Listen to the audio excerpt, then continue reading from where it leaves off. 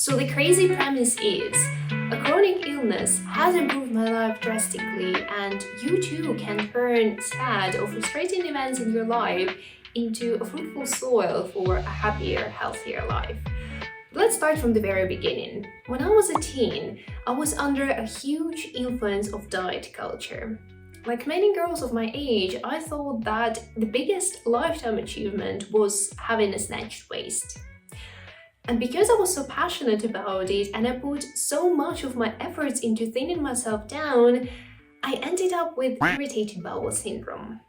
For those of you who don't know, irritated bowel syndrome has such symptoms as diarrhea, bloating, irregular stool, nausea, and so on and so forth. I know that doesn't sound pretty, but trust me, it is an important part of the story. For a person who was more worried about having a flat stomach than dying from malnutrition, being bloated for most of the time was a devastation. And even once I gave up on dieting and stopped viewing food as good and bad, it was still hard not to feel miserable when I was bloated. But turns out that everything has its limits. After 7 years of fighting IBS, I was running out of ideas and patience.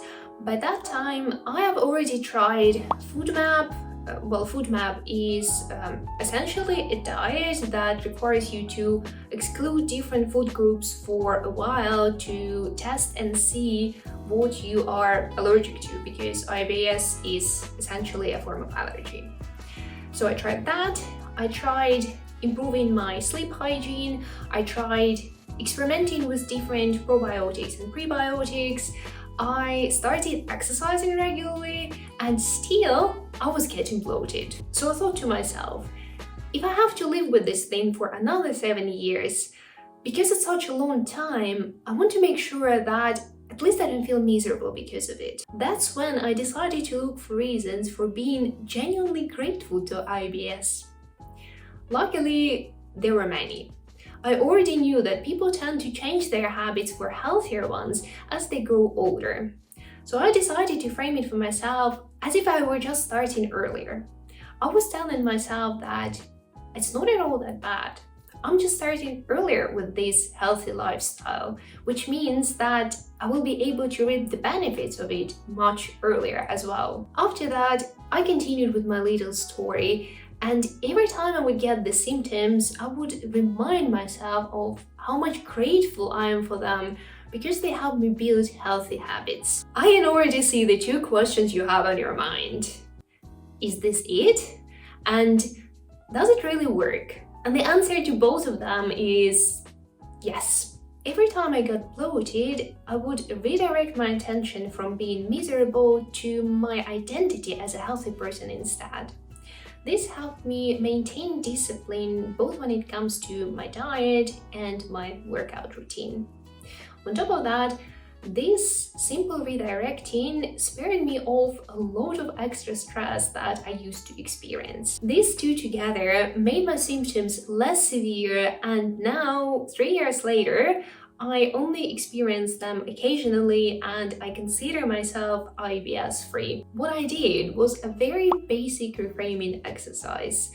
Reframing is one of these things we know of quite a lot, but we never do it properly. We just feel that it's too simple, and because of that, it might not bring the results that we want. But the truth is, sometimes it's the simplest things that bring the best results. Of course, life is not all about sunshine and rainbows. Bad things happen, devastating things happen. Reframing is not going to help in each and every case, but it will definitely help you stop sweating the small stuff. And imagine how great it must feel when you're finally able to, first of all, turn these sad events in your life into learning opportunities, and then take it a step further and look for the silver lining. Now, how do you use reframing in your life? First of all, you should define reframing in your own terms. The best way to use any concept is by appropriating it. Whether you have a more spiritual perspective and you view it as if you want to have good things in your life, you have to become good things, or if you have a more practical approach, that there is no good and bad in life, it's up to you how you define it, or if it's any other option or anything in between. Whatever that is, all perspectives are equally valid and they all can coexist, so just make sure that you define your framing in your own terms that work for you and your life. The next step, work on it like on any other habit. I bet you didn't see it coming. If you want to turn your framing into a second nature, you will have to work on it. Next time you start ruminating over whatever it is that's bothering you, take a step back and really try and put some effort into looking for the bright side. You might notice that with some areas of your life, it's much easier to do than with others. So my suggestion to you is to focus on these easiest areas first. And finally, act on these thoughts. The biggest problem with reframing or any other mind work is that there's usually a big gap between our thoughts and our environment. You might want to believe that being laid off of work is a great opportunity for you to upskill or change your career entirely. But if your environment doesn't repeat the same story to you, then you will start doubting these thoughts and you will default to the familiar eventually. Therefore, to increase the impact of reframing, you have to start acting as a person who believes in these thoughts. Ask yourself, what would such a person do? A person who believes that a layoff is an opportunity would polish their CV, would take up some courses, would try to expand their network, and well, you know how that goes. You will create this, well, not vicious, but a beneficial cycle where reframing will boost your actions and, as in my case, will help you stay disciplined on your journey, and your actions will reinforce these beliefs you're working on.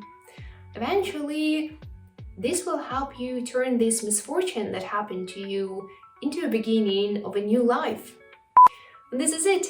I hope you found this video useful. Consider subscribing to this channel for more similar content. Let me know your thoughts in the comment section, and as always, take care and I will see you next time. Bye bye.